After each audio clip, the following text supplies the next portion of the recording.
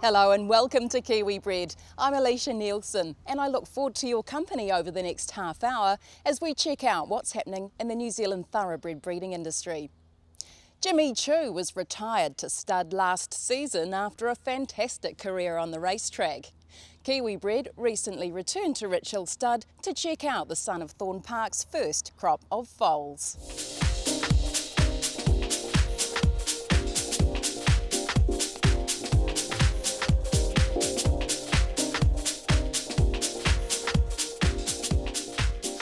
John, Jimmy's been here in his new role at stud for a little over a year now. How pleased has Richhill been with the way he's progressed? Well, look, Alicia, he's one of these horses that absolutely everything's gone right for since we brought into the horse, which is unusual in our industry. But of course, at the time he retired, he was a 5 times Group 1 winning son of Thorne Park and a Group 1 winner in Australia, which is vitally important for us to market the horse.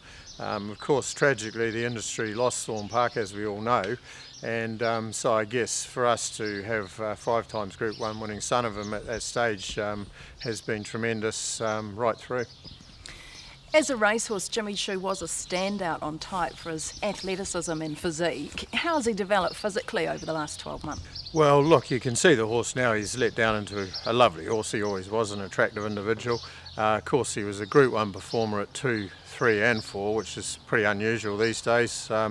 Actually, during the winter, we felt he was getting a little bit fat. He was doing so well, and we cut his feed back. But of course, now after breeding a couple of mares, he's tightened up a bit, but he looks superb. His first foals are now on the ground. Are you happy with what you've seen so far? Yeah, look, really happy actually. He's, I guess for us, a little bit different. We've had Pentyre and Shocking who've been really staying size, but Jimmy, they're very short coupled muscular horses with good bone, and for us he's going to complement our other stallions so well. It's really exciting for us, and the feedback you know, from other farms that have got foals by him at this early stage is very, very good. So as I say, everything at this stage has progressed so well with Jimmy. He's you know, been an absolute dream for us. You can see a couple in the paddock from Dane Hill line mares.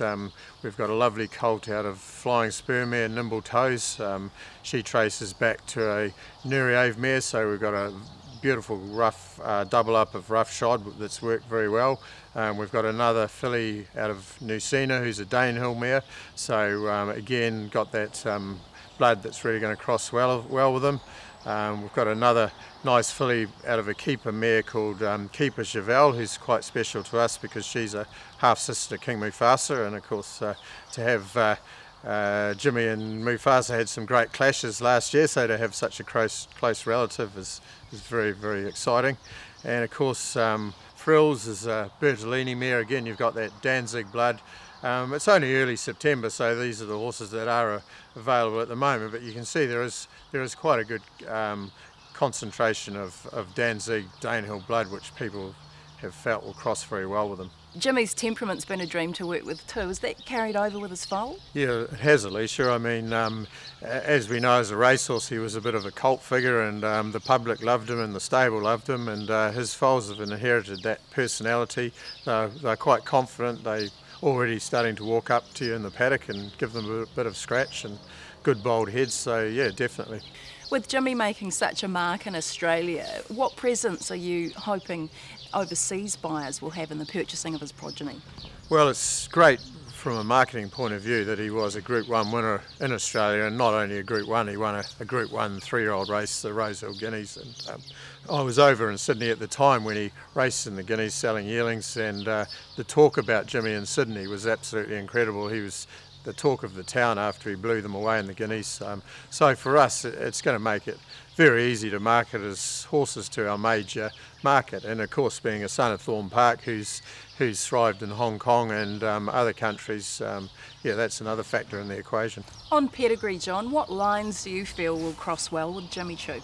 Well, he's really quite a unique stallion pedigree-wise because he's got so much blood that clicks in New Zealand. I guess that's why he was such a good horse. I mean, he's by Thorne Park, he's been a great success. He's out of a Centane mare, and he's got 4 lines of Star Kingdom in the first 6 generations, which these days to find that concentration of Star Kingdom blood anywhere in Australasia is virtually impossible. So therefore he's going to click very well with Zabeel, Citristan blood, as Thorn Park has, but also Centane, click with most of our major stallions. He's such a great broodmare sire, and of course Danehill blood as well. So really Pentai blood, there's just a great selection of stallions as broodmare sires that are going to work with them in New Zealand. He had a good book last year, serving around 110